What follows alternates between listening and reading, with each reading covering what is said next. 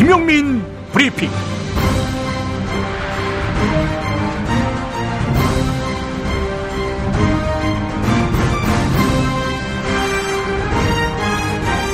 (2016년 12월 21일) 수요일입니다. 이 국면에서 가장 나쁜 관점은 이명박과 박근혜를 구분짓는 것입니다. 이 둘은 한 몸입니다.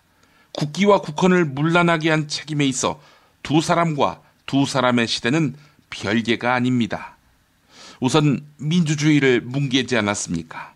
입법부와 사법부 그리고 제4부라 불리는 언론까지 대통령 통치 권력 아래에 두려 했던 점, 그렇게 해서 그 권위를 유지하려 했다는 점 어찌 부인할 수 있겠습니까? 그리고 시민의 정당한 저항을 묵살하고 나아가 회방 말살하기 위해 공작까지 가동한 점, 그렇게 비판에 앞장섰던 인사나 세력에게 온갖 불이익을 가해서 까불면 당한다, 이런 본보기를 보이려 했다는 점, 선거에서는 져도 개표에서는 이길 수 있다며 불법을 획책한 점 또한 부정할 수 없는 진실입니다. 경제와 안보는 어땠습니까? 대선 때 747, 즉 7% 경제 성장률을 달성하겠다던 이명박, 마찬가지로 5 더하기 2, 즉 7% 경제 성장률을 달성하겠다던 박근혜의 언사 기억하십니까? 실천됐을까요? 평균 경제 성장률 김대중 5.2, 노무현 4.3%인데 이명박은 2.9, 박근혜는 지난해까지 집권 3년 동안에만 2.9%였습니다. 올해까지 합하면 더 떨어질 것이 확실합니다. 안보, 즉 한반도 군사적 대치 상황을 안정적으로 관리하는지를 알 수 있는 지표는 2000년 이후 남북 군사회담 개최 건수로 가늠할 수 있을 텐데요. 김대중 15회, 노무현 29회, 이명박 4회, 박근혜 단 1회였습니다. 이명박 박근혜 시대의 경제와 안보가 무너진 이유는 분명합니다. 공정분배, 경제정의의 가치는 재벌 특혜와 부정부패의 심화로 쇠퇴돼서 경제를 좀먹었고, 방위산업비리, 미국에 편중된 국방 외교는 자주 국방의 기틀을 무너뜨리고 한반도 정세를 더욱 불확실하게 만들었습니다. 오늘로 그간 새누리당으로 단일화돼 있던 보수 정치 세력이 둘로 쪼개질 전망입니다. 하지만 그 둘은 이명박 박근혜 시대를 거치면서 두루두루 특혜를 입은 자들입니다. 연좌제 운운할지 모르겠지만 명백한 공동 정범입니다. 유권자 중에 그럼에도 불구하고 이들을 정녕 사랑하는 분들이 있다면, 이들에게서 희망을 보고 싶다고 판단하는 분들이 있다면, 네, 이들에게서 정권과 기득권을 회수해야 합니다. 야당을 시켜야 합니다. 못하면 국민에게 외면받는다는 처절한 교훈을 심어줄 필요가 있습니다. 반성의 기회를 제대로 갖지도 않고 얄팍한 정치공학을 가동해 또 권력을 손에 넣는다면 그들은 앞으로도 국민을 우습게 여길 것입니다. 그리고 악귀의 행태를 이어갈 것입니다. 새누리당과 새누리당 탈당 세력들, 새누리당과 연대하는 세력들, 이들 모두는 촛불혁명이 타도해야 할 박근혜 대통령 당선의 앞잡이였음을 잊지 말아야 하겠습니다. 빅여 당신에게 드립니다. 빅여 우린 많이 먹었어요. 빅여 정신없이 받아먹다 보면 할 일 없는 백수 된다. 빅여 우린 새끼 손을 들고 빅여 너희에겐 중지된다. 빅여 졸지 마 씨발. 김용민 브리핑과 함께하고 계십니다. 이완배 기자와 제가 전라북도 전주와 광주 광역시에서 이완배 기자의 경제의 속살 공개 방송을 진행합니다. 12월 29일 목요일 낮 1시 전주 덕진구 무삼지 3길 928. 네, 여기가 인후동인데요. 전주 갈보리 교회당에서 전주 행사를 갖고요. 같은 날 저녁 7시에는 광주시 동구 금남로 1가 19, 광주 YMCA 2층 무진관에서 만나겠습니다. 무료 입장인데요. 미리 예약하시면 우선적으로 자리를 배정해드리겠습니다. 신청 방법은 PC에서 김용민 브리핑 팟빵 게시판 맨 위 공지를 보시면 되고요. 팟빵 애플리케이션에서는 알림란을 택하시면 자세한 안내를 받으실 수 있습니다. 최소한의 생활은 가능하도록 무분별한 통장 압류는 중지해 주었으면 좋겠다. 독촉 고지서는 체납 안내가 아니라 협박에 가까워서 정신적 압박이 매우 크다. 고압적이고 기계적인 답변만 듣게 되는 민원 전화. 내 이야기에 귀를 기울여 주었으면. 네. 국민건강보험공단의 건강보험료 체납 독촉에 시달리고 있는 분들의 이야기입니다. 전 국민의 건강을 보장하기 위해 만들어진 사회보장제도의 본질을 들여다볼 때입니다. 제도는 사람들의 최소한의 권리를 보장하기 위한 것인데요.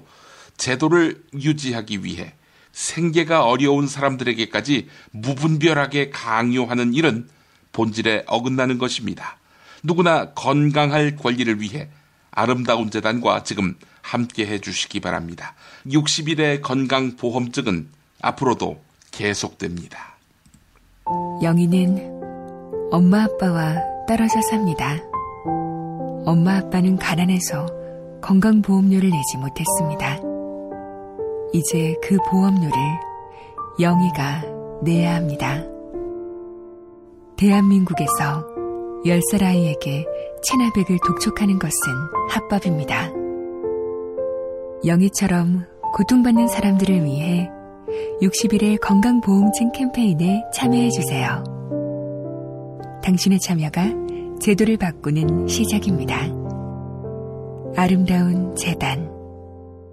야, 너 홍어 판다 그랬지? 팔지. 근데 홍어가 진짜 그렇게 몸에 좋아? 아니 끝내준다니까. 우리 엄마 관절염인데? 홍어. 나 숙취는? 홍어. 마누라 다이어트는? 홍어. 큰이모 변비? 홍어. 작은 형 소화불량은? 홍어. 여동생 피부? 홍어. 큰 누나 주름?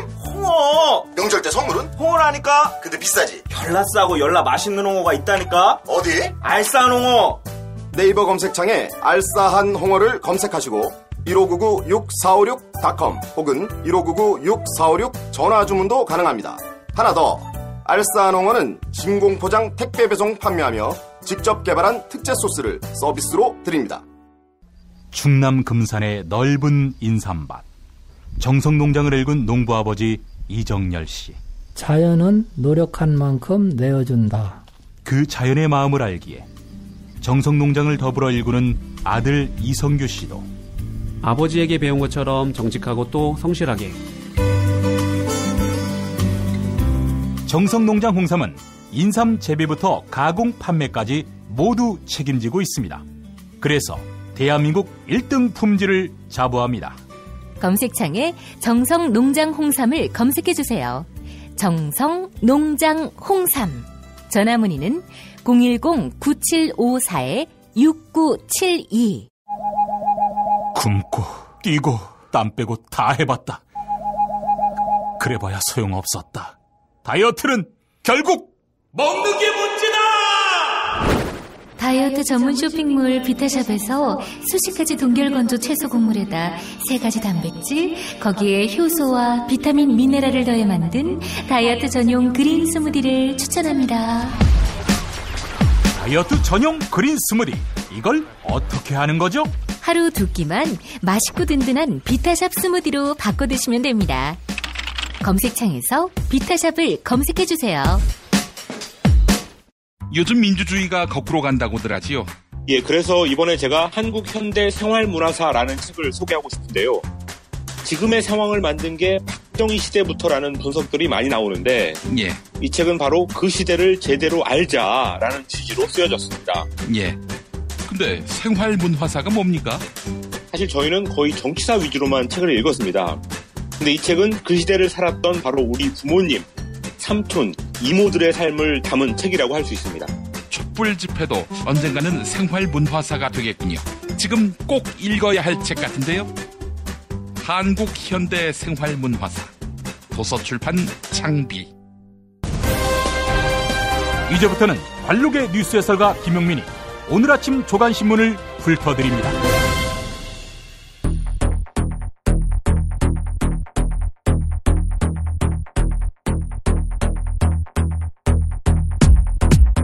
헤드라인부터 보겠습니다. 2012년 2030 세대의 대선 관심도는 80%대 초반이었습니다. 그런데 2017년 대선 관심도는 91%대로 치솟았습니다. 반면에 2012년 대선 90%대 초반이었던 5060 세대의 대선 관심도는 50대는 84%, 60대는 77%로 팍 꺾였습니다. 유승민, 김무성 두 사람이 긴급 양자회동을 가졌는데요.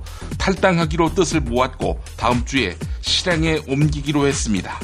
지금 유승민은 박근혜 대표 비서실장을 지냈고 김무성은 지난 대선 박근혜 후보 선거대책위원회 총괄본부장을 지냈던 인물이지요. 삼성은 최순실에게 왜 절절맸을까?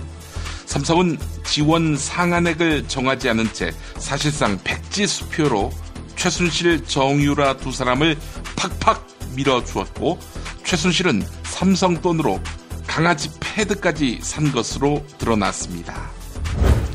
특검은 이재용이 최순실의 존재를 작년 7월 박근혜를 독대했을 때에 알았을 것이다. 이렇게 말했습니다. 아울러 정두원도 불러서 박근혜와 최태민의 관계를 캐물었다고 합니다. 한편 이상호 기자도 특검에서 세월호 참사 당시 상황을 소상히 발언했다고 합니다. 특검 기대를 걸게 만드는데요. 최순실이 다른 변호사 알아봐 달라면서 검사에게 부탁했다고 합니다. 이경재 변호사가 자기를 변호하는 것이 아니라 박근혜를 변호한다는 이유 때문입니다. 박근혜와 최순실 사이가 점점 벌어지고 있다. 이런 반증일까요? 상당히 주목됩니다.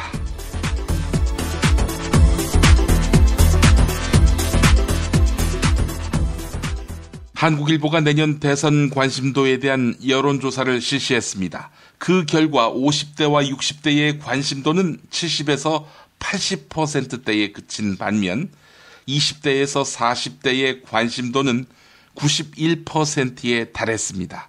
지난 2012년 대선 때와 정반대 양상입니다. 여권에 확실한 주자가 없는 탓이기도 한데요. 한편 중앙선거관리위원회가 공개한 유권자는 40대 이하가 5060 세대보다 500만 명이나 많은 것으로 나타났습니다. 내년에 조기 대선이 실시된다면 처음으로 40대 이하의 투표율이 5060 세대의 투표율을 뛰어넘을 것으로 예상됩니다. 네, 세대 투표 성향이 상당한 한국 정치 현실에서 여당 상당히 불리하겠는데요. 새누리당 비박계 의원들이 다음 주에 집단 탈당할 것으로 보입니다. 유승민 의원은 세계일보와의 통화에서 김무성 의원과 만나 탈당을 결의했다. 이렇게 밝혔습니다. 또한 탈당 의원은 20명이 넘을 것으로 예상했습니다. 당장 원내교섭단체 구성이 가능해서 제4당의 위치를 확보할 수 있다는 얘기입니다. 이로써 원내 제1당은 다시 더불어민주당이 됩니다. 새누리당에서 30명까지 이탈한다면 새누리당은 100석 미만의 소수당이 됩니다. 자, 이렇게 돼서 새누리당 이탈 세력의 지지를 얻는다면 중대 선거구제로의 개헌도 가능해질 전망입니다. 네, 중대 선거구제로의 개헌이 무엇이냐? 지금은 1등만 국회의원 당선되지요. 2등도 3등도 당선될 수 있는 제도입니다. 검찰 수사 결과 삼성은 최순실의 독일 회사 코어스포츠와 컨설팅 계약을 맺었습니다. 계약은 코어스포츠가 예상 지출액을 적어내면 삼성이 이를 지급해주는 방식이었습니다. 또한 청구액에 상한선을 두지 않는 사실상 백지수표와 같은 계약서였습니다. 얼마 쓰든 마음껏 쓰시라. 네, 삼성이 이러면서 카드를 최순실에게 건넨 꼴입니다. 이어서 중앙일보 보도입니다. 최순실과 정유라는 독일에 체류하면서 생필품은 물론이고 커피 그리고 아이스크림까지 삼성에서 받은 돈으로 구입했습니다. 특검팀이 최순실 모녀의 생활비 영수증을 확보한 것인데 구입 목록에는 강아지 배변판, 즉 강아지 패드와 육아용품까지 포함되어 있었습니다. 이런 식으로 최순실 모녀가 삼성에 청구한 돈은 약 10억이었고 승마훈련 명목으로 받은 돈까지 포함하면 약 80억에 이릅니다. 이재용 삼성전자 부회장이 대통령 박근혜와 독대한 지난해 7월에는 최순실의 존재를 알았을 것으로 특검은 보고 있습니다. 이재용 부회장이 박근혜와 독대를 하고 며칠 뒤 박상진 삼성전자 사장이 독일로 출국해서 최순실과 정유라를 만난 것입니다. 또한 특검은 박상진 사장의 휴대전화에 담긴 통화 내역 등 각종 자료에서 최순실 모녀 지원을 이재용 부회장이 지시하고 보고받은 흔적을 발견했습니다. 이재용은 청문회에서 최순실의 존재를 올해 2월에 알았다고 해서 위증 의혹이 일고 있습니다. 한겨레가 보도했습니다. 윤석열 특검 수사팀장이 정두원 전 의원을 장시간 만난 것으로 알려졌습니다. 정두원 전 의원은 2007년 이명박 캠프 쪽에서 당시 박근혜 후보 검증을 총괄했던 인물입니다. 얼마 전에는 야동 운운하기도 했죠. 두 사람은 최태민 이야기를 주로 나누었다고 합니다. 이번 만남은 대통령 박근혜의 뇌물 혐의와 최태민 일가의 재산 형성 과정을 수사하기 위한 것으로 보입니다. 조선일보 보도였습니다. 세월호 인양이 점점 늦어져서 내년 봄에나 마무리될 거라는 전망이 나옵니다. 지난달에 인양에 필요한 핵심 장비들이 변경됐기 때문인데 지난 7월 인양 장비가 시운전을 하다가 망가진 것입니다. 이에 해양수산부가 인양에 필요한 시뮬레이션도 하지 않았으며 인양 장비들의 설계 자체가 문제다. 이런 주장까지 나오고 있습니다. 심지어 해양수산부는 기술 검토 보고서나 회의록도 없다. 이렇게 밝혔습니다. JTBC가 보도했는데요. 그러니까 인양 제때에 못하게 하려고 해양수산부가 천인공노할 꼼수를 썼다. 이런 의혹이 가능합니다. 청와대가 윤전추 이영선 행정관의 연가를 허용함으로써 청문회 불출석을 유도했습니다. 사실상 핵심 증인을 빼돌린 것입니다. 또한 새누리당 친박계 이완영, 이만희 의원과 최순실의 측근들이 청문회 질의응답에서 입을 맞추었다는 의혹까지 나왔습니다. 그런 만큼 대통령 박근혜 측의 특검 협조 가능성은 희박합니다. 청와대는 묵비권, 자료 제출 거부 등 피의자로서 할 수 있는 권한을 모두 사용할 것으로 전망됩니다. 범인들이 주로 이 짓을 하지요. 경향신문 보도였습니다. 최순실이 이경재 변호사가 아닌 다른 변호사를 알아봐달라고 검찰에 부탁한 것으로 알려졌습니다. 최순실의 변호를 함께 맡았던 다른 변호사들도 이경재 변호사가 변론보다는 대통령 박근혜의 탄핵을 더 걱정했다. 이렇게 주장했습니다. 이에 이경재 변호사가 최순실이 아닌 박근혜를 위한 변호를 하고 있다. 이런 의혹이 제기되고 있습니다. 이경재 변호사 1989년 김기춘 전 비서실장이 검찰총장일 때 대검 공안 3과장 직무대리였습니다. 또한 우병우 전 민정수석의 장인이 회장을 맡았던 고령향후회 부회장을 지냈습니다. 한겨레가 보도했습니다. 이 보도를 보면 박근혜와 최순실이 운명 공동체가 아니라는 이야기고 따라서 둘 사이에 틈이 벌어졌다. 이런 추측도 가능합니다. 유경재단을 관리 감독하는 기관은 관할 교육청인 서울교육청입니다. 대통령 박근혜가 유경재단 이사장이었던 1980년대 최태민, 최순실의 운영 개입 그리고 전횡에 대한 문제가 제기됐지만 당시 서울교육청은 문제 삼지 않았습니다. 하지만 동생인 박근영이 이사장이 된 1990년부터는 교육청의 특별감사가 빈번하게 이루어졌습니다. 유경재단 직원들은 박근영 씨의 이사장직을 박탈하기 위해 교육청이 기획감사를 했다, 이렇게 주장합니다.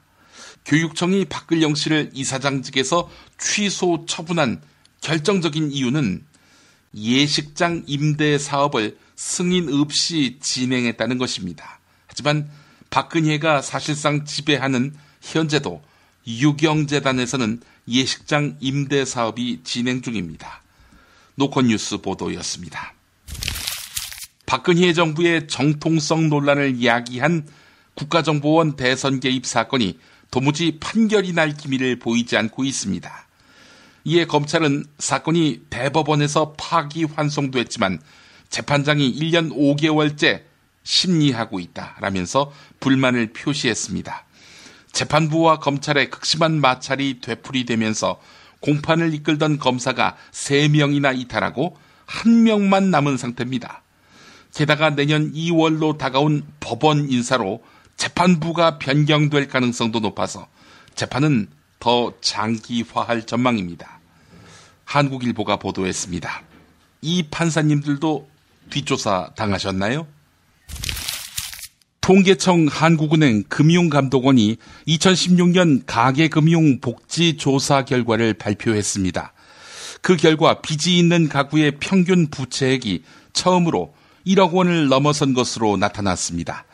이렇게 대출이 늘어나다 보니 빚을 갚아야 하는 부담도 점점 커지고 있습니다. 가처분 소득 대비 원리금 상환액 비율은 작년 기준으로 약 27%에 달했는데요. 이게 무슨 뜻이냐 하면 벌어서 손에 쥔 돈이 100만 원이라면 27만 원가량을 빚 갚는 데 쓴다는 것입니다. 조선일보 일면 톱이었습니다. 연례 행사처럼 조류 인플루엔자, 즉 AI가 발생하면서 양계 산업의 패러다임을 바꿔야 한다, 이런 지적이 나옵니다. 한국이 일본의 방식, 중국의 방식을 놓고 선택해야 한다는 것입니다. 먼저 일본은 밀집 사육을 최소화한 결과 올겨울 조류 인플루엔자 발생으로 살처분된 가금류가 57만여 마리에 불과합니다. 반면에 중국은 이보다 후져서 밀집 사육이 일반적인데요. 이에 대규모 살처분 대신 백신 접종 위주의 조류 인플루엔자에 대응하고 있습니다. 일본의 방식처럼 친환경 사육을 하면 돈이 많이 들겠죠. 중국처럼 백신을 접종한다고 하면 글쎄요, 그렇게 해서 조류 인플루엔자를 잡을 수 있을지 의문입니다. 네, 길이 없네요. 정부의 대응이 너무나 아쉬운 오늘입니다. 중앙일보 보도였습니다.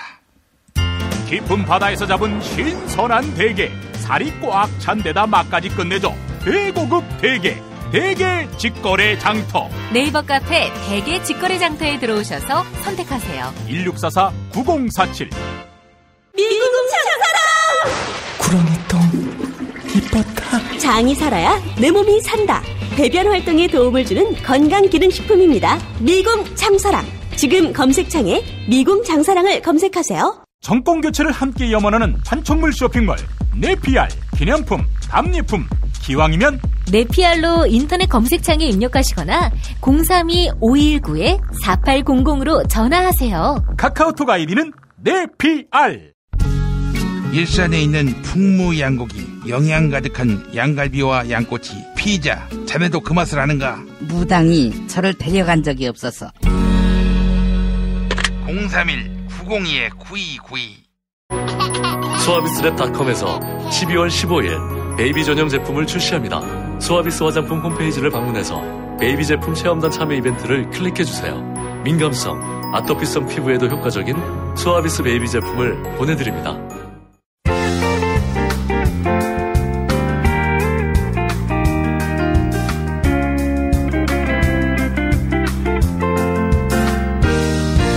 여러분 안녕하십니까? 지금부터 전국 16개 시도교육청과 무관한 2016학년도 뉴스 듣기 능력평가를 시작하겠습니다. 가정이나 사무실 차량 안에 계시는 애청자 여러분께서는 팟캐스트의 음량을 알맞게 조절해 주시고 답안을 작성해 주시기 바랍니다. 모든 문제는 한 번씩만 들려드리니 잘 듣고 지시에 따라 물음에 답하시기 바랍니다.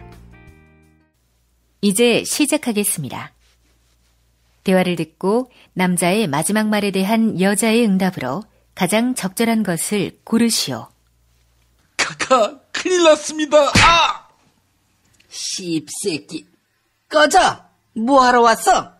카카, 고별 인사라도 오늘 저희가 탈당하는데. 나 머리하고 있으니까 가, 응? 언제부터 친했다고 고별 인사야? 카카, 요즘도 얼굴 성형 받으십니까? 이제는 청춘도 아니신데 연약하신 피부에 주사바늘 자국을 너무 많이 내시면 예뻐지겠지. 안 그래? 이 배신 돼지야. 카카, 마지막 한마디만 하자면 지금 이 사태에 키를 쥐고 있는 고영태를 간과하시면 안 됩니다. 이 친구 보니까 아버지가 5.18 때 군인의 발포로 숨졌고 암매장된 채 발견됐었습니다. 그렇다면 임을 위한 행진곡 좋아하겠군. 아휴, 순시디 인연, 어? 어떻게 그런 새끼하고 엮이나? 어? 못난 시녀 같으니라고.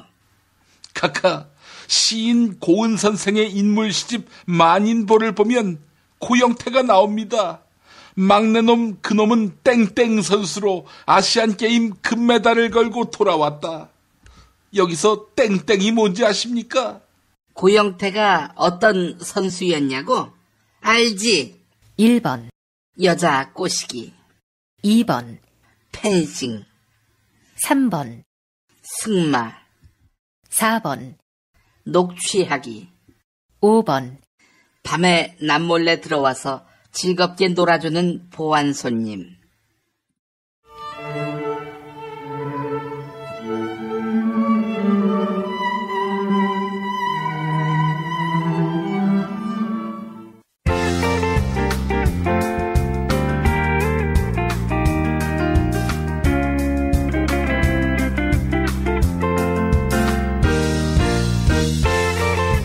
수고하셨습니다. 수험생 여러분은 팟빵 게시판에 정답과 이메일 주소, 사연을 남겨주시기 바랍니다. 당첨자는 다음 정규방송일 2부 마무리 부분에 발표합니다. 이상으로 전국 16개 시도교육청과 무관한 뉴스 듣기 능력평가를 모두 마칩니다.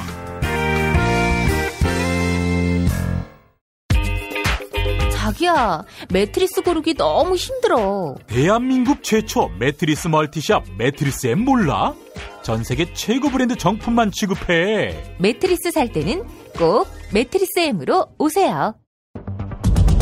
She never ever quits. 中国不能缺席。 Der Holocaust für Deutschland. 歴史家に任せるべきだろうというのが私の考え方。 Ma senti, col dolore umano non si può essere neutrali. 국제뉴스의 맥. 한반도와 국제 문제를 전문적으로 취재하는 황준호 기자 만나겠습니다. 황 기자님. 예, 안녕하십니까. 이거 정말 충격적이었습니다. 터키 주재 러시아 대사가 암살당한 사건. 이것 때문에 발칵 뒤집혔습니다. 예, 터키에 주재하고 있는 안드레이 카를로프 러시아 대사가 지난 월요일 저녁 때 터키 수도 앙카라에서 열리는 러시아 사진 전시회에서 축사를 하려다가 암살을 당하는 일이 있었습니다. 예. 터키 폭동진압 경찰 출신의 한 남자가 등 뒤에서 이 대사한테 8발을 쏴서 현장에서 즉사를 했는데, 예. 죽기 직전에 대사의 어떤 평온한 얼굴이라든지, 그리고 암살 직후에 쓰러진 장면, 이 모든 과정이 다 찍혀가지고 더 충격을 주고 있습니다. 글쎄 말입니다. 오늘 조간신문의 일면을 장식한 장면이었는데요. 왜 이런 범행을 저질렀습니까? 예, 범인은 총격을 끝난 뒤에 시리아 알레포를 잊지 말라라는 구호를 외쳤습니다. 일종의. 예.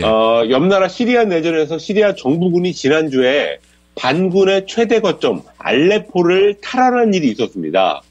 시리아 정부군을 러시아가 도왔기 때문에 가능한 일이었는데 거기에 대한 불만을 품고 러시아 대사를 죽였다라는 보도가 나오고 있습니다. 예. 그러니까 당연히 범인은 반군 쪽, 특히 알-누스라라는 알카에다 관련 단체 쪽 사람이라는 분석이 나오고 있습니다. 이게 아직 확정돼서 발표는 안 됐는데 어쨌든 간에 시리아 반군 쪽 사람인 것은 분명한 것 같습니다. 예, 이 총기를 들고 막 뭘 외치는 양복 차림의 그 남자, 예, 날씬한 그 남자가 바로 범인인 거지요. 그렇습니다. 현장에서 사살이 됐습니다. 예. 특수부대에 의해서 사살이 됐는데 현장에는 어쨌든 다른 사람들도 많이 있었지만 그 사람들은 그냥 다 무사했고 오직 그 러시아 대사 한 사람만 죽이고 말았으니까 정치적 목적이 딱 하나만 있었다라고 봐야 될 것 같습니다. 무차별적인 테러 이런 것들은 아니었고요. 예. 원래 러시아는 시리아 정부군 편이고 또 반대로 터키는 반군 편에 있었습니다. 그런데 이 두 나라가 최근에 시리아 내전 사태에서 힘을 합치고 있었습니다. 왜냐면은 시리아 내전은 워낙 굉장히 복잡해가지고 이게 뭐 네 편, 내 편 딱 두 가지 편으로 갈라지지 않습니다. 예. 그러다 보니까 러시아하고 터키가 서로 간에 어떤 이해가 맞아가지고 힘을 합치게 됐는데 이번 암살 사건은 아마 그 두 나라가 힘을 합치는 것을 막기 위한 시도가 아니냐. 이런 일종의 음모론도 나오고 있습니다. 아, 그렇다면은 이게 하나는 시리아 반군 편, 하나는 또 시리아 정부군 편. 그럼 둘이 힘을 합친다면은 그 시리아 사태에서 어떻게 두 나라가 보조를 맞춘다는 겁니까? 어떤 방향으로? 그러니까 터키가 사실 시리아 내전에 개입하는 이유는 시리아 내전을 평정하겠다 이런 게 아니라 크루드 반군이라는 사람들을 제압하려고 하기 위한 다른 목적이 큽니다. 예. 그리고 러시아 같은 경우는 뭐 원래 그 시리아 정부를 지켜가지고 자기들의 이권을 중동에서의 어떤 영향력을 지키는 게 러시아의 목적이고요. 근데 그 두 개의 목적이 서로 배치가 되지 않습니다. 예. 그러다 보니까 그래 터키 너희들 쿠르드족 섬멸하는 거 우리가 그냥 놔둘게. 대신 우리가 시리아에서 하는 활동을 건드리지 말아줘. 이렇게 하면서 서로 힘을 합치고 있는 그런 상황입니다. 아, 그렇군요. 이해관계가 충돌하지 않습니다. 두 나라가. 알겠습니다.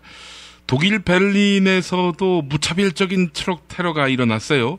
예, 같은 날 터키 암살 사건이 있고 몇 시간 뒤에 일어난 일입니다. 예.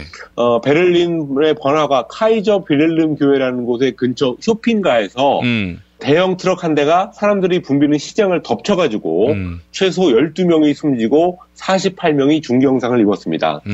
지난 7월 프랑스 니스에서 있었던 트럭 테러하고 수법이 똑같은데요. 예. 범인인 트럭 운전사는 현장에서 도망쳤지만 몇 킬로미터 떨어진 곳에서 붙잡혀서 지금 조사를 받고 있습니다. 예. 근데 범인이 그 난민 출신이라고요? 예. 독일 당국은 붙잡힌 용의자가 나베드 비라는 23살 청년이고 1년 전에 파키스탄에서 독일로 들어왔다라고 밝혔습니다. 현재 조사를 받고 있는데 지금으로부터 몇 시간 전에 그 IS 이슬람 국가하고 연계된 매체가 IS의 소형이다라고 밝혔는데 지난 7월 니스 테러도 역시 IS의 소형이었으니까 아마 이번에도 IS가 한 짓이 아닐까 합니다. 메르켈 총리가 그나마 유럽 국가들 중에는 우호적인 난민 정책, 난민들 많이 받고 또 복지도 많이 주는 그런 걸 해왔었습니다. 예.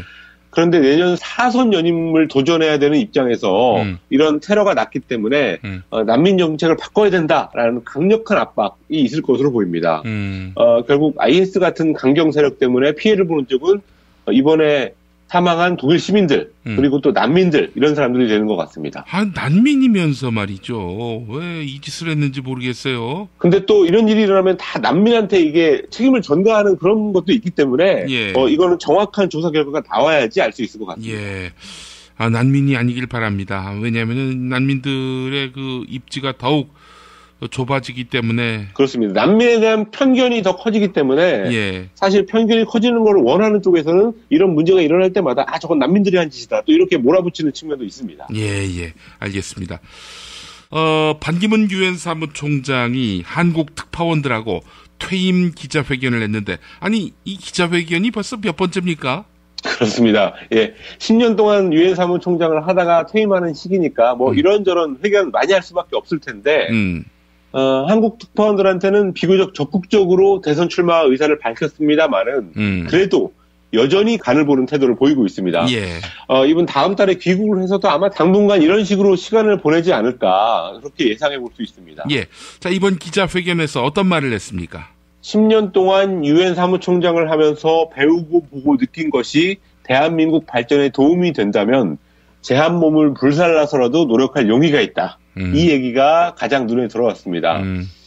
그러면서도 어떻게 할 수 있느냐는 귀국 후에 각계 국민들을 만나서 말씀을 들어보고 결정하겠다라고 했는데 예. 이거 뭐 지난 대선 때 안철수 의원이 나갈까 말까 했던 그때의 모습을 보는 것 같았습니다. 예. 그리고 기자들이 새누리당 입당 가능성이 있냐 이렇게 물어보니까 정치라는 것이 혼자 할 수 있는 것은 아니다. 어떤 수단과 비전이 있어야 한다. 그렇지만 제가 깊이 생각을 안 해봤다라고 예. 답을 했습니다. 아이고 뭐 기름장어식 답변이군요. 그런 식으로 답변이 계속 나왔습니다. 역시 어제도요. 최근에 한국 국민들이 배신감을 느끼고 있다라는 발언을 했는데 그 진위가 뭐냐라고 기자들이 물어보니까 박근혜 대통령을 비롯한 특정 정치 지도자를 언급한 것은 절대 아니다라고 답을 했고요. 예. 또 과거에 새마을운동을 굉장히 호평하고 다녔지 않습니까? 예. 거기에 대해서는 또 특별한 지도자를 찬양한 것은 아니고 느끼고 들은 바를 솔직하게 말한 것일 뿐이다라고 답을 했습니다. 예. 이분이 지금 어느 정치 세력에 몸을 맡겨야 될지 한국 정치 상황이 굉장히 혼란한 상황이기 때문에 예. 아마 앞으로 몇 달 동안 계속 이런 기름장어 화법을 들어야 되지 않을까 하는데 어쨌든 뭐 이렇게 뚜렷한 얘기도 안 하고 빙빙 돌리기만 하는 거 이거 결국은 또 이것도 일종의 국민을 무시하는 게 아닌가 하는 생각이 듭니다. 예, 연인원 1000만에 이르는 촛불 민심이 격분하게 된 것은 지도자의 무책임 아닙니까? 이렇게 손해 안 보려는 이 말 돌리기 그리고 슬쩍 빠져나가기 이런 식의 화법으로 과연 대한민국의 미래를 책임질 수 있을지 의문이고요. 예, 뭐 한 몸 불사른다. 불사르려면 이 언어 태도부터 바꿔야 되는 거 아닌가요? 맞습니다. 예. 자, 영국 주재 북한 대사관 공사로 있다가 한국으로 망명한 태영호 전 공사 이야기 어제 맨 첫 꼭지로 전해주셨는데, 자, 활동 정보가 계속 흘러나오고 있네요. 예, 신변 보호를 무엇보다 신경 써야 되는 그런 고위급 탈북자인데 언제부터 어디서 활동하게 될 거다 이런 얘기가 나와버리는 바람에 굉장히 이 사람 자체가 위험해졌다고 볼 수 있습니다. 예. 당연히 정부가 북한 문제를 가지고 전국을 바꿔보려는 어떤 저희가 있는 거 아니냐 이런 의심을 더 강하게 할 수밖에 없는 상황인 것 같습니다. 그러니까 그 저희라고 하는 것이 태영호의 동선을 공개함으로써 태영호가 테러의 표적이 되기를 바라는 것이고, 그렇게 해서 테러가 된다면은 정부는 이 사악한 북괴가 이런 공작을 펼쳤다면서 막 분개를 하면서 이걸 전국 반전 카드로 쓸 가능성이 있다. 이런 말 아니에요. 아주 극단적으로 생각하면 그런 게 될 수 있고요. 예, 또 예. 이제 어떻게 활동할까 하면서 언론들한테 계속 그 사람들한테 붙어라. 그러면서 북한에 대한 어떤 안 좋은 얘기들을 계속 쏟아내게 하고 뭐 그런 것도 생각해 볼 수 있는 것 같습니다. 예, 그렇군요. 자, 국정원이 정보를 흘리는 거라고 봐야 되겠죠? 아마 그런 것 같습니다. 국정원이 조사를 끝내고 23일부터 사회로 배출된다라는 소식, 이것은 국정원이 내놓은 게 확실합니다. 그제 국회 정보위 위원들하고 태영 공사의 간담회를 국정원 주선 하에 했고 네. 거기에 대한 보도로 나온 소식이니까 아마 국정원이 했다라고 확정을 할 수 있고 근데 어제는 연합뉴스가 소식통의 말을 전하는 방식으로 국정원 산하의 국가안보전략연구원에서 내년 1월부터 태영호가 근무한다라는 기사를 냈습니다. 그 소식통도 역시 아마 국정원 쪽이 아니냐 이렇게 추정해 볼 수가 있습니다. 현재 그 태영호의 그 신변을 보호하고 있는 쪽이 국정원이니까 뭐 당연히 국정원 정보겠죠? 그렇습니다. 예. 자, 말씀하신 국정원 산하의 국가안보전략연구원, 여기가 그 어떻게 그 국정원 안에 있는 겁니까? 그렇지는 않습니다. 국정원 안에 없고 지하철 3호선 내복역 근처에 일반 빌딩에 있는 용소입니다. 그래요. 예. 그렇기 때문에 태영호 공사가 여기에서 근무한다고 알리고 또 보도하는 것은 굉장히 위험한 짓입니다. 물론 뭐 꼭 그 건물로 출근하지 않을 수도 있지만 어쨌든 간에 이런 식으로 고위급 탈북자의 정보를 적극적으로 내돌린다는 거, 이거 굉장히 이례적인 일이고요. 그렇기 때문에 정치적인 격번기에 어떤 의도가 있는 거 아니냐 이런 의심을 안 할 수가 없습니다. 예. 지난 4.13 총선 전에 북한 식당 직원들 잔뜩 들어오고 이례적으로 신속하게 발표했던 것, 그때가 떠오르는 상황입니다. 예, 하여간 그 국정원 정권 바뀌면은 제대로 손 봐야 되겠습니다. 이런 위중한 국가안보 문제를 갖고 정권적 이익 여기에 경도돼서 원칙을 그르치는 행태, 이거 더 이상 봐줄 수 없거든요. 예, 남북 관계의 발전, 안정을 위해서도 국정원은 반드시 손 봐야 될 것 같습니다. 황준호 기자님 수고하셨습니다. 예, 감사합니다. 야, 딴지마켓 좀 봐봐. 이담채 김치 게시판 지금 보고 있어? 왜요? 뭐가 문제 있나요? 야, 어떻게 하나같이 맛있다, 예술이다, 감탄했다, 물건이다, 또 재주문했다, 이런 글만 올라올 수 있지? 이거 공작의 냄새가 나지 않아? 아무래도 그런 것 같아. 이담채 김치 게시판에 작전 세력이 개입한 거 아닐까요? 그럴 리가요. 이담채 김치는 맛있는 김치 말고는 따로 자랑할 게 없습니다. 드셔보시고 판단하세요. 포털 사이트에서 이담채 김치. 주문 전화는 1544-4586. 1544-4586. 술자리 많은 연말연시, 가뜩이나 속상한 세상. 새싹당 콩차를 선물하세요. 가격이 착해서 김영란법에 저촉되지 않습니다. 새싹당 콩차는 남자를 위한 차. 서면보고용으로 아주 좋습니다. 서면보고용. 에? 서면보고. 전창걸닷컴에서 구매하세요. 전화문의 070-8635-1288, 070-8635-1288. 공화국 참치논평. 구이동 대양 참치를 맛보지 못한 국민 여러분은 진정한 참치 맛을 보기 위한 강도 높은 중대 조치를 취하실 계획을 표명하시고 곧장 구이동으로 달려오시기 바란다. 참치에 대한 체질적인 거부감과 적개심을 노골적으로 드러내는 분도 구이동 대양 참치에 오시면 추호도 용납할 수 없는 포악무도한 폭식 행위를 자행할 것이다. 구이동 대양참치. 월요일 참치데이 이벤트, 화요일 참치머리 서비스로 함께합니다. 주차장 걱정 마시고요. 대중교통은 서울 지하철 2호선 구의역 2번 출구에서 5분 거리입니다. 대양참치 구의점 02-455-8087. 안녕하세요, 엄교입니다. 매주 주말 광화문에 나가시느라 힘드시죠? 저희 책 나는 세상을 리셋하고 싶습니다를 쓰면서 싸그리 망해버려라라는 말을 정말 많이 들었습니다. 메르스 사태, 가습기 살균제, 세월호, 강남역 10번 출구, 구의역 스크린도어 사망사고, 이 모든 일들을 겪으며 모든 걸 원점으로 돌리고 싶어하는 거죠. 그래서 그 원인을 따져보았습니다. 나는 세상을 리셋하고 싶습니다 역시 모두가 리셋을 말할 때 리셋을 넘어서 우리가 가야 할 길을 찾는 책입니다. 나는 세상을 리셋하고 싶습니다. 도서출판 창비. 하루 두 차례 대한민국과 지구촌의 오늘을 정직하게 비춰드립니다. 권력이 진실을 압도하는 세상. 김용민 브리핑은 작은 희망의 불씨가 되겠습니다. 민중의 소리 이완배 기자와 함께하는 경제의 속살. 이완배 기자와 함께하겠습니다. 이완배 기자님. 네, 안녕하십니까. 예, 오늘도 지방 강연 행사 마치시고 올라오는 중에 휴게소에서 이렇게 통화를 하시네요. 네, 그렇게 됐습니다. 자, 결국 그 황교안 씨가 국회에 출석을 했는데 의전 논란, 이게 참 많은 국민들을 씁쓸하게도 했고요. 덜어는 비웃게도 만들었습니다. 그렇죠. 의전 논란. 네. 참 이 정권은 의전 말고는 잘한 게 없었다라는 평가가 나올 정도인데 네. 그 탄핵당한 이후에는 그 하수인마저도 이런 의전 논란을 고의적으로 이제 이야기하고 있는데 어떻게 보셨어요? 네. 예, 어제 이제 황교안 총리가 끝내 국회 출석했죠. 네. 제가 그 말씀 주셨던 대로 지방에 좀 다녀올 일이 있어서 자세히 생중계를 보지는 못했는데 얘기를 들어보니까 공손하게 답변을 했다고 하더라고요. 가급적이면 논쟁적인 태도는 좀 삼갔다, 이런 뉴스를 제가 얼핏 본 것 같아요. 그래서 이 황교안 씨의 대통령 의전 놀이가 일단락 될지 좀 한번 지켜보고 싶기는 한데요. 아무튼 국회 출석을 했다니까 제가 이제 의전에 대해서 조금 다른 의미로 하나 짚고 넘어가고 싶은 게 있습니다. 예.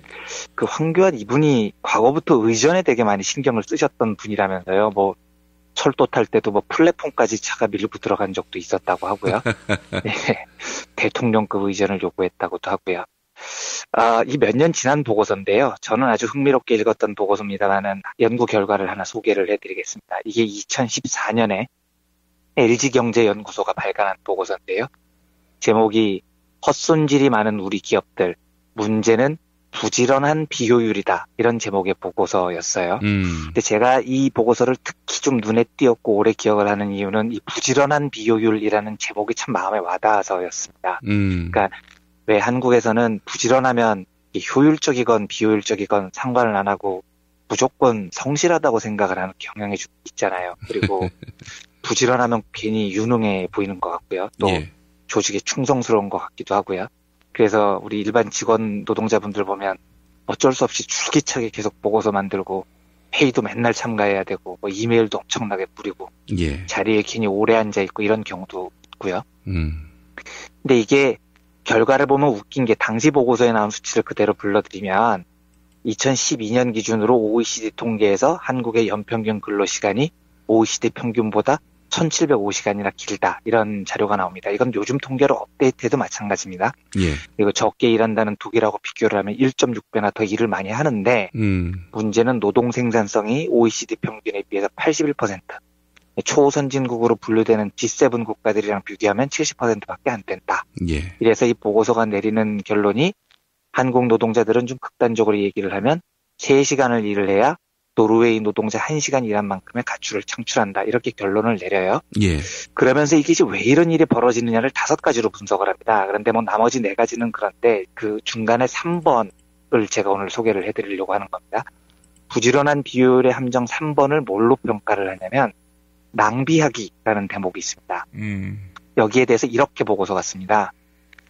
한국 기업의 경우 과도한 의전이 조직 성과와 무관한 낭비의 가장 전형적인 예이다.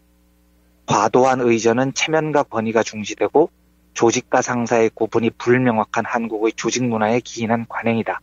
그러나 그 이면에는 과시적인 자의식과 상사에게 잘 보이고자 하는 사심이 숨어 있는 경우가 많다. 이러한 낭비는 단순히 비용의 발생으로 끝나지 않는다. 자원이 낭비되는 와중에 고객이 소외되는 현상이 발생할 수도 있기 때문이다. 이렇게 적습니다. 요약을 하면 왜 윗사람은 의전에 신경을 쓸까? 과시적인 자의식이 있다는 거죠. 과시하고 싶은 게요. 그렇다면 왜 아랫사람은 윗사람 의전에 신경을 쓸까? 이건 실력이 없지만 의전으로 상사에게 잘 보이고자 하는 사심이 숨어 있기 때문이다. 이렇게 분석을 하는 거예요. 그래서 이게 결과적으로는 경제적으로 너무나 큰 비효율을 낳는다는 겁니다. 그러니까 판단을 할 때, 평가를 할 때 일의 옳고 그름, 효율성, 비전, 성과 이런 걸로 판단을 해야 되는데 윗사람은 아랫사람이 딸랑대는 걸 좋아하고 아랫사람은 윗사람한테 딸랑거려서 자기 실력이 없음을 숨기고 뭔가를 얻어내고자 하는 사심을 부리고 이래서 이제 비효율이 양산이 된다는 거죠. 이 의전이라는 단어가요. 저는 근본적으로 뭔가를 우리가 좀 생각을 해볼 필요가 있다고 생각을 해요. 그러니까 의전이라는 걸 사전적으로 어떻게 적혀 있냐면 타인에 대한 상식과 배려를 바탕으로 좁은 의미에서는 국가 행사, 외교 통상, 국가 원수 및 고위급 인사의 방문과 영접에서 행해지는 국제적 예의, 더 넓게는 사회 구성원으로서 개개인이 지켜야 할 건전한 상식에 입각한 예의 범절 이렇게 정의가 돼 있습니다. 그러니까 이게 무슨 말이냐면 의전은 타인에 대한 상식을 바탕으로 베푸는 쪽에서 베푸는 배려라는 겁니다. 그러니까 이 말은 의전의 주체가 의전을 받는 사람이 아니라는 거예요. 의전을 행하는 사람이 주체라는 겁니다. 타인을 배려하는 마음이 의전의 핵심이라는 거죠. 그런데 그걸 왜 의전이라는 이름으로 특정한 형식을 갖추느냐면 이제 배려하는 쪽에서 배려를 한다고 했는데 그게 뭐 세계 각 나라의 문화가 달라서 받는 쪽에서 불쾌하게 생각할 수도 있으니 그걸 룰로 정하자. 이래서 규격화된 게 의전이라는 겁니다. 의전을 영어로 하면 프로토콜이라고 부르거든요. 이 프로토콜이라는 게 정해진 규칙 이런 뜻인데 이제 배려하는 쪽에서 여러 가지를 배려하려고 하는데 받는 쪽에서 불편할 수 있으니 규칙을 정하자 뭐 이런 의미가 담겨져 있는 겁니다. 근데 이 황교안 총리도 그렇고요.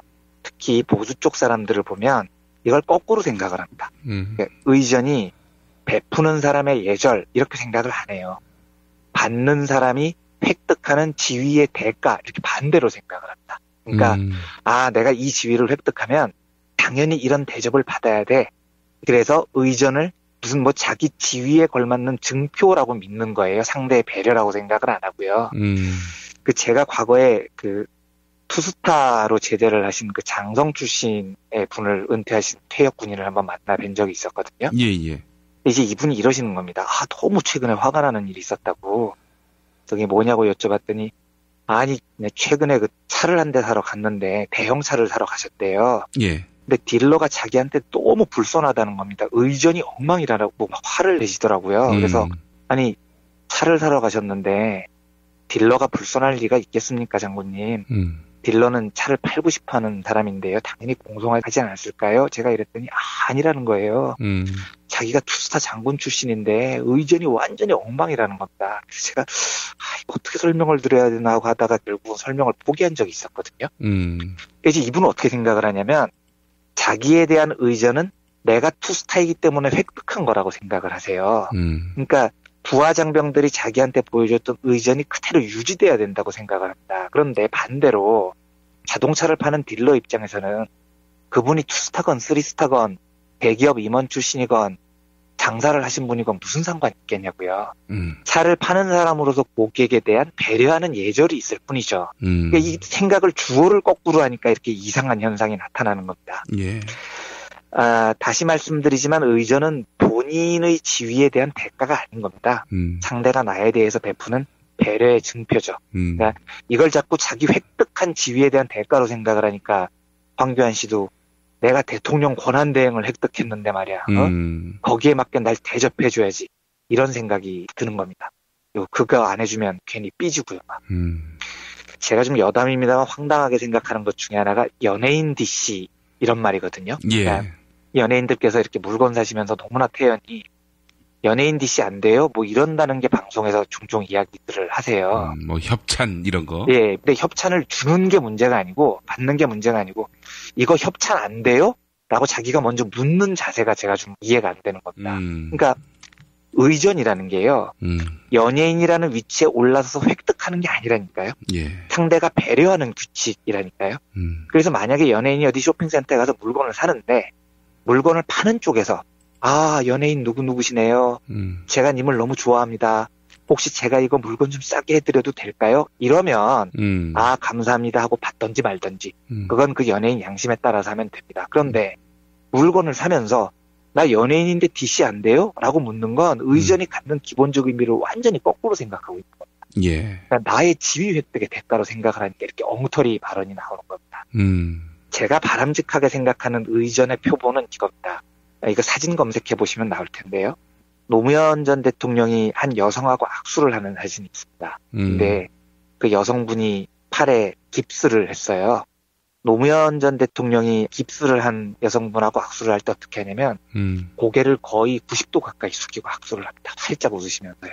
그러니까 이건 뭘 뜻하느냐.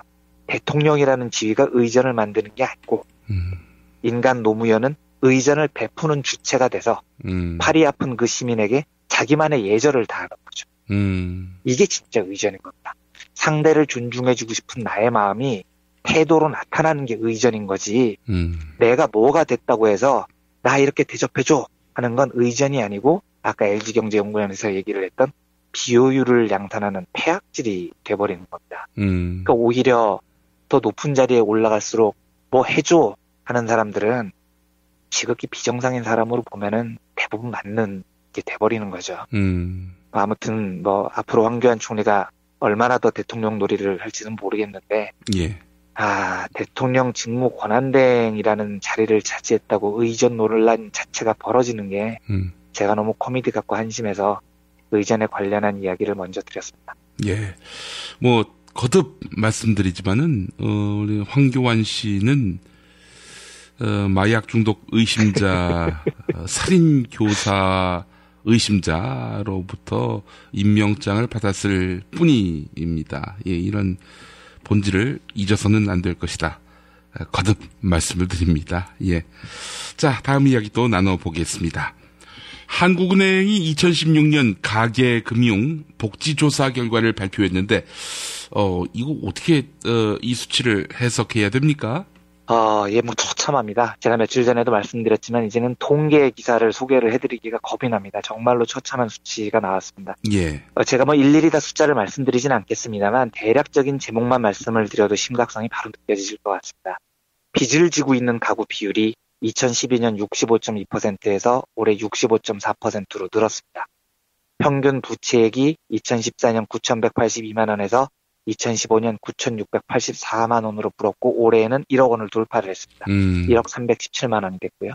제일 무서운 건 중산층 가구 부채 증가율이에요. 이게 2013년 11.6%였는데 이 역대 기록을 깨고 11.9% 역대 최고치를 경신했습니다. 예. 중산층이 빚더미에 허덕이고 있다는 얘기죠. 그래서 박근혜 정부 4년 동안 가구 부채가 무려 22%나 늘었습니다. 평균적으로 보면 한국 가구는 한 달에 100만 원을 벌면 무려 27만 원을 빚을 갚는 데 써야 됩니다. 특히 심한 게 자영업자들인데요. 평균 빚이 1억 원이나 된답니다. 그리고 한 달 수입이 100만 원도 안 되는 자영업자가 73만 명에 이른다는 통계가 발표됐고요. 우리나라 노인분들 중에 2분 중 1분이 빈곤에 시달린다고 나타났습니다. 절반이 빈곤층으로 전락했다는 이야기입니다. 게다가 아직 은퇴하지 않은 가구를 조사를 해보니 노후 대비가 잘 안 돼 있다라고 응답한 비율이 37.3%, 전혀 안 돼 있다라고 대답을 한 응답자가 19.3%, 그러니까 국민의 56%가 노후 준비가 안 돼 있다는 이야기입니다.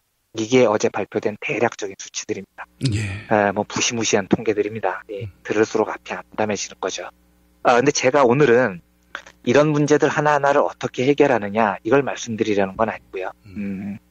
어떤 말씀을 드리고 싶냐면 악화된 수치도 수치인데 국가라는 게요. 정부라는 게 이런 심각한 수치 문제를 맞닥뜨렸을 때 어떤 역할을 해야 되는지를 말씀을 드리고 싶습니다. 그러니까 만약에 정부가 국가를 운영하는데 어떤 심각한 문제에 봉착했다면 이걸 해결하기 위해서 경영학에서 제시하는 방법을 수준별로 3단계로 구분을 합니다. 예. 쉽게 얘기를 하면 상책, 중책, 하책 이렇게 3단계가 있다고 보시면 간단해요. 그렇다면 하책이 뭐냐? 가장 하위 단계의 해결책입니다. 이걸 보기 중에 해답을 찾는 것 이렇게 대답을 합니다. 그러니까 이제 영어로 말씀드리면 find the answer, 그러니까 답을 찾는다 이런 개념이에요. 그러니까 보기가 1에서 5번이 있으면 이 중에 어느 게 정답이게 이렇게 물어보고 그 답을 찾는 걸 가장 하책으로 여깁니다. 근데 이제 이명박근혜 정부는 9년 내내 이 짓을 한 겁니다. 소비가 안 돼 이러면 1번 블랙 프라이데이를 개최한다. 2번 코리아 그랜드 세일을 개최한다. 뭐 이런 5가지 보기 중에 하나를 선택을 하는 겁니다. 어제 그 국회 대정부 질문이 경제 분야 질문이었는데요. 유일호 부총리가 답하는 거 봐도 딱 그 수준입니다. 내년에 경제 성장률이 3%가 안 될 것 같은데 어떻게 하실 거예요? 하고 김진표 의원이 물으니까 머릿속에서 막 굴리는 거죠. 1. 재정정책을 한다. 2. 통화정책을 한다. 그 중에 저는 1번 하겠습니다. 이렇게 답을 합니다. 시기는요. 1. 1분기에 돈을 푼다. 2. 2분기에 돈을 푼다. 3. 3분기에 돈을 푼다. 이거 중에 저는 1번 1분기에 돈을 풀겠습니다. 이러고 있는 겁니다. 그러니까 4지선다 5지선다 중에 하나 골라서 그걸 답이라고 내놓는데 이런 하책으로는 지금 풀릴 수 있는 한국 경제가 아니거든요. 너무 망가져 있습니다. 그러면 이제 중책은 뭐냐? 하책이 보기 중에 답을 찾는 거라면 중책을 이제 영어로 말씀드려서 좀 죄송한데요. solve the problem 이라고 합니다. 그러니까 문제를 해결하는 겁니다. 객관식 보기 중에 답을 하나 고르는 게 아니고 여러 가능성을 두고 문제의 본질을 찾아서 보기 중에 하나가 아니고요. 그 문제의 근원을 풀 방법을 주관식으로 풀어내는 겁니다. 하책이 객관식이라면 중책은 주관식으로 답을 내는 거죠. 그러니까 어지간한 정부라면 최소한 이 정도 심각한 문제가 있을 때는 중책 정도는 내놔야 됩니다. 만약에 1에서 5번 보기 중에 하나 고르는 게 정부의 역할이면은요. 그걸 뭘 힘들게 대통령식이나 뽑고 경제부총리식이나 뽑아서 월급 주고 있겠습니까, 국민들이요. 객관식 찍는 건 웬만한 중학생들이 더 잘할 텐데요.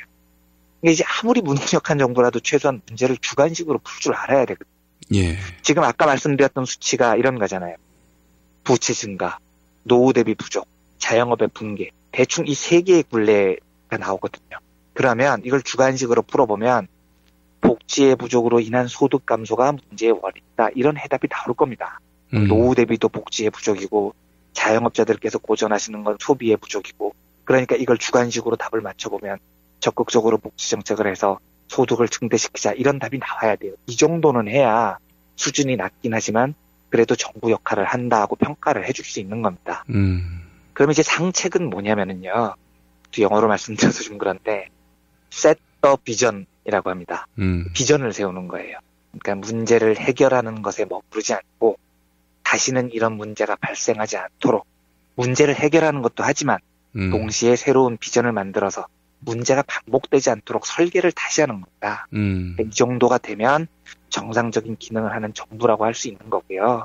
그걸 하라고 힘들게 국민들이 대통령 선거하는 거고 세금으로 월급 주고 경제부총리를 시키는 겁니다. 제가 오늘 노무현 정부 이야기를 2번이나 해서 좀 그런데 제가 본 역대 정부의 비전을 만드는 일 중에 제일 훌륭했던 건 제가 한번 과거에 소개해드렸던 적이 있는 2006년 여름 노무현 정부가 발표했던 비전 2030이라는 거였습니다. 그러니까 2030년까지를 내다본 한국 경제 비전이었어요. 그러니까 그게 옳다 그르다를 지금 말씀을 드리는 게 아닙니다. 적어도 한 나라의 정부라면 비전의 깊이와 넓이가 그 정도는 돼야 되는 겁니다. 30년을 내다보고요.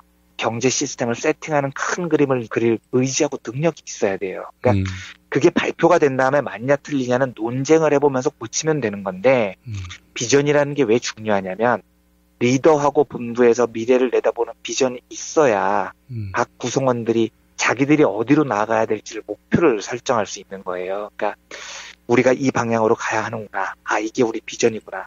그러면 우리가 각자 위치에서 이 일을 해야 하는구나. 그래서 각 단계별로 맞는 목표 설정이 가능한 겁니다. 예를 들면 그때 발표됐던 비전 2030에 드러난 대목들 몇 개를 소개하면 이런 겁니다. 제가 이걸 맞다 틀리다를 말씀을 드리려는 게 아닙니다. 적어도 밖을 내다보려면 이 정도 길이는 내다봐야 된다는 말씀을 드리고 싶어서 말씀드리는 겁니다.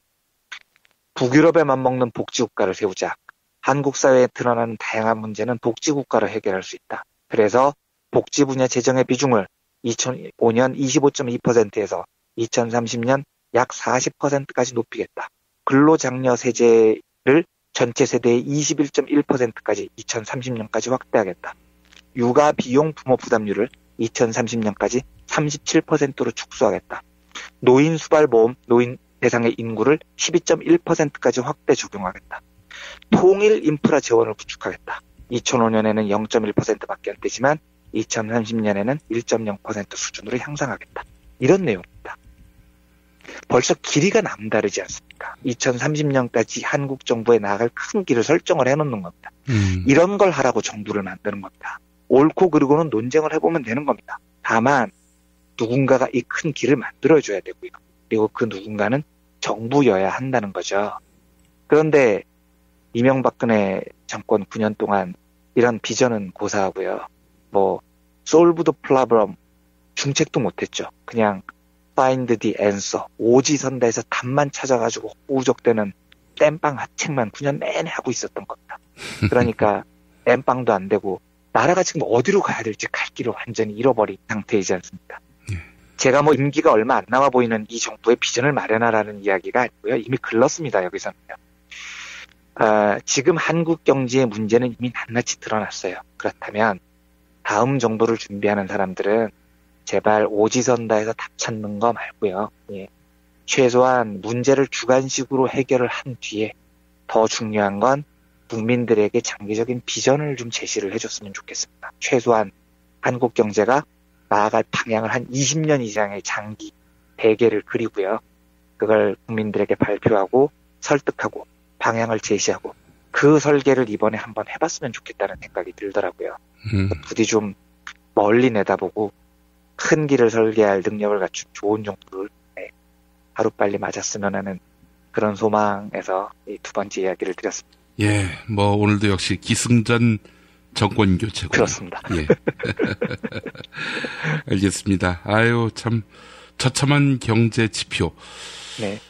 이런 걸 보면서 말이죠. 노무현 정부 말기에 경제를 파탄냈다는 이자들, 최악의 경제 지표를 만든 자들의 그런 망언을 기억하게 됩니다. 아니, 유저들은 별다른 능력도 없고 진정성도 없는데 쥐들 때는 경제지표가 좋아질 거라는 믿음을 어떻게 갖고 있었을까요? 그러니까요. 저는 보수는 경제다, 뭐 경제는 보수다 이런 얘기를 들으면 헛웃음도 안 나옵니다, 정말.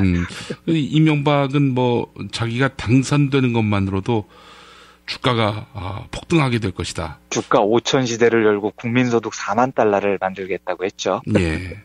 이게 이제 뭐 그런 논리 같아요. 그 기업들이 자기들이 좋아하는 정권이 들어서면은 아무래도 뭐 투자도 열심히 하고 네. 그렇게 해서 또 경제도 성장하게 될 것이다. 이런 믿음을 갖고 있었던 모양인데, 아, 예. 뭐 정말. 말도 안 되는 소리죠. 말도 안 되는 소리였습니다. 예. 기승전 정권 교체 다시 한번 확인해 봤고요. 정권 교체만이 답은 아니죠. 재벌들을 반드시 단돌이 쳐서 개혁하겠다라는 의지가 없다면은 뭐 진짜 말짱 헛것이니까요. 그렇습니다. 예. 정권 교체뿐만 아니라 세력 교체, 나아가서 우리 사회 기득권 체계에 대한 교체 의지까지도 갖는 정권으로의 그런 변화, 우리가 그것을 지향해야 되겠다라는 생각을 해봤습니다. 예, 자, 이완배 기자님 수고하셨습니다. 네, 감사합니다. 여러분 안녕하세요. 민중의 소리 아나운서 정혜림입니다. 이 어묵한 여왕님 치하에서 다들 잘 견디고 계시죠? 오늘도 종편의 주옥 같은 헛소리에 혼이 정상인 듯 정상 아닌 비정상 같은 여왕님의 우주 타령에 고구마 100개쯤 한꺼번에 삼킨 듯 답답한 마음에 죄 없는 가슴팍만 두들겨대고 계세요. 이젠 시원한 사이다 같은 민중의 소리와 함께하세요. 잘 키운 진보 언론 열종편 안 부럽습니다. 한 달 10,000원 소액 CMS 후원으로 민중의 소리에 큰 힘이 되어주세요. 1661-0451 1661-0451 전화 기다릴게요.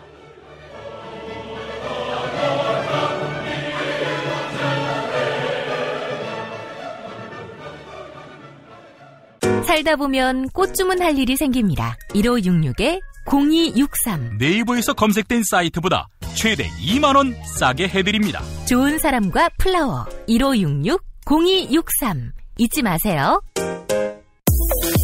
건강식품의 지존 전복을 택한다면 100% 완도에서 잡은 와우 전복.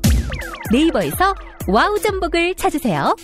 010-2443-0818 포르투갈 정통의 레시피로 만드는 에그타르트.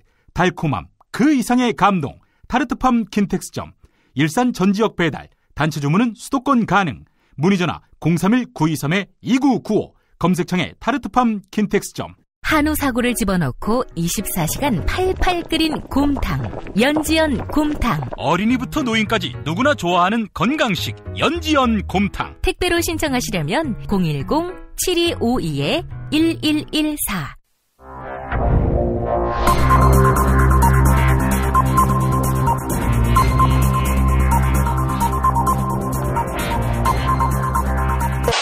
공화국 논평. 미용 중독자는 물론이고 변기 성애자도 대통령이 될 수 있음을 증명해 온갖 변태들에게 정치 참여의 희망을 안겨준 박근혜 동지께서는 청문회에서 티나게 위증을 한 K스포츠재단 이사장 정동춘에 대한 강도 높은 국가적 중대 조치를 취하실 계획을 표명하시고 구체적인 공격 방침을 제시하시었다. 경애하는 박근혜 동지의 단호한 결심은 고문관이자 엑스맨 정동춘에 대한 격한 분노의 표시다. K스포츠재단 이사장 정동춘은 친박 의원 3명이 달라붙어서 청문회 개인 교습을 해줬는데도 발연기를 해버렸다. 이로써 완소 친박계 이완영이 청문회 위증 교사 의혹을 받고 있는 것이다. 친박 돌격대원 3명을 위기에 몰아넣은 정동춘은 박동지를 참을 수 없이 모독하고 우롱하고 천추의 한이 될 망동의 다름 아니며 처절한 대가를 자초할 악수 중에 최악수의 다름 아니다. 따라서 정동춘은 이완영이 아니라 유승민, 김무성이 위증 교사를 했다고 위증해야 할 것이다. 또한 정동춘은 직원들과의 회의 내용이 녹취되는 줄도 모르고 이완영과의 만남을 실토해버렸다. 친박 돌격대가 애용하는 사우나, 즉 모두가 발가벗고 있어서 녹취가 불가능한 사우나에서 회의를 하지 않고 사무실에서 회의를 한 정동춘은 애초부터 박근혜 동지에 대한 체질적인 거부감과 적개심을 노골적으로 드러냈으니 추호도 용납 못할 포항무도한 도발 행위를 자행한 것이다. 이제라도 정동춘은 박근혜 동지를 찾아가 참회의 눈물을 흘리며 촛불이 미세먼지로 환경오염을 일으킨다고 주장했다가 욕을 4대강물 한 트럭째 퍼먹고 있는 박동지의 엑스맨 이화여대 박석순 교수 꼴만은 나지 않게 해달라고 이 말을 땅에 찍고 반성해야 할 것이다. 아울러 이경재 변호사가 최순실 동지가 아닌 박근혜 동지를 위해서 변호하다가 최 동지에게 들켜버리고 말았다. 앞으로 변호사가 필요하게 될 정동춘은 백수가 되지 않게 이경재 변호사에게 변호를 맡겨야 할 것이다. 만약 거절할 시에는 박근혜 동지의 치솟는 분노와 경천 동지의 탄압의 불벼락을 피할 수 없게 될 것이다. 김용민 브리핑이 선정한 오늘의 칼럼은 박찬수 한겨레 논설위원회 최순실과 어린이 재활병원입니다. 푸름의 병원은 전국에서 유일한 어린이 재활병원이다. 병원터는 마포구청이 무상으로 제공했다. 430억의 건립비는 10,000명의 후원자와 500여 개 기업, 단체, 정부와 서울시 도움을 받아서 마련했다. 그렇게 지상 7층 91개 병상을 갖춘 병원이 올해 4월 문을 열었다. 하지만 건립만큼이나 운영도 어렵다. 어린이 재활은 모든 분야 치료사가 1:1로 환자를 상대해야 하기에 인건비가 많이 든다. 로봇 보행기 등 대당 수억 원씩 하는 특수장비 운영 비용도 만만치 않다. 이 병원의 정식 명칭은 푸르메 재단 넥슨 어린이 재활병원이다. 게임 기업 넥슨이 건립비용 200억을 낸 걸 기념해 이렇게 이름을 지었다. 김정주 넥슨 회장이 검찰 수사를 받으면서 후속 지원에 어려움이 있을 거란 우려도 있었지만 며칠 전 올해 운영비로 3억 3천만 원을 내놓으면서 병원 운영에는 숨통을 텄다. 백경학 이사는 주요 대기업을 찾아다녔다. 사회공헌사업 예산을 다 써서 라는 한결같은 답변을 들었다. 최순실 사건이 터지고 나서야 대기업들이 미르와 K스포츠재단에 수십억씩 내느라 다른 분야엔 지원할 돈이 없겠구나 하는 생각을 했다고 한다. 보건복지부도 찾아갔다. 장애아 재활은 사실 정부가 책임질 일이다. 어릴 때 치료를 받으면 정상적인 사회생활 가능성이 매우 커진다. 하지만 정부 당국자들은 민간병원 운영비를 지원할 근거와 전례가 없다. 이러면서 난색을 표시했다. 최순실 단골병원인 김영재 성형외과 원장 부인이 운영하는 의료업체에 정부는 15억의 지원금을 주었다. 이들 사업은 근거와 전례가 있었기 때문에 정부 예산을 투입했던 것일까? 꼭 해야 할 일에 대해서는 인색하고 권력을 등에 업은 이들에겐 한없이 관대한 정부가 과연 존재할 가치가 있는가? 박근혜 정권, 아니 대한민국 정부의 총체적 부실의 한 단면을 여기서 본다. 1부를 마치겠습니다. 김용민 브리핑과 함께한 시간 어떠셨어요? 다음 시간에도 보다 바르고 알차며 즐거운 정보로 여러분을 찾아가겠습니다. 팟캐스트 포털 팟빵에서 다운로드하기, 구독하기, 별점 주기, 댓글 달기로 응원해주세요. 잊지 마세요. 다운로드하기, 구독하기, 별점 주기, 댓글 달기.